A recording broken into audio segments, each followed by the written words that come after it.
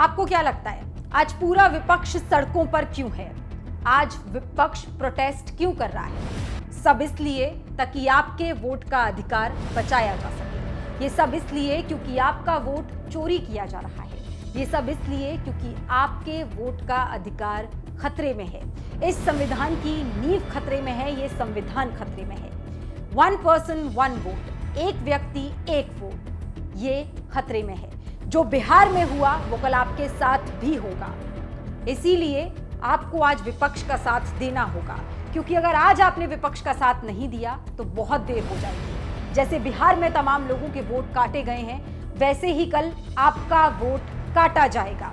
ये लोकतंत्र पर हमला है, ये संविधान पर हमला है। इसीलिए आज आपको विपक्ष का साथ देना होगा, क्योंकि ये लड़ाई अब राजनीतिक नहीं रही। ये लड़ाई अब आपके अधिकार की लड़ाई है और राजनीति से कहीं ऊपर है। और ये जो लड़ाई है ये राजनीतिक नहीं है, ये कॉन्स्टिट्यूशन की लड़ाई है।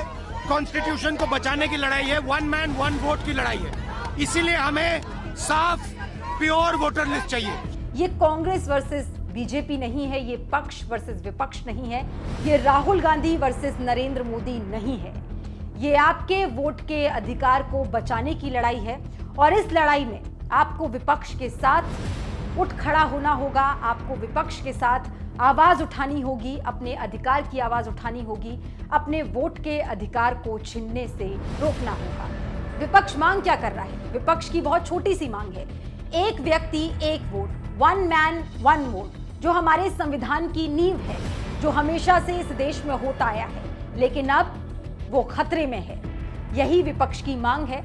विपक्ष इलेक्ट्रॉनिक डेटा की मांग कर रहा है ताकि उसका सार्वजनिक रूप से ऑडिट हो सके, उसको मशीन में स्कैन किया जा सके, लेकिन इलेक्शन कमीशन ये मानने के लिए तैयार नहीं है। विपक्ष एक साफ सुथरी मतदाता सूची यानी वोटर लिस्ट की मांग कर रहा है।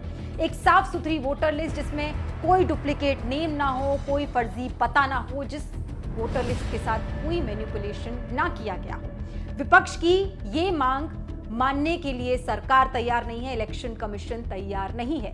विपक्ष को रोका जा रहा है, लेकिन अब ये लड़ाई राजनीतिक नहीं है, ये आपके अधिकार की लड़ाई है और इस लड़ाई में आपको विपक्ष का साथ देना होगा।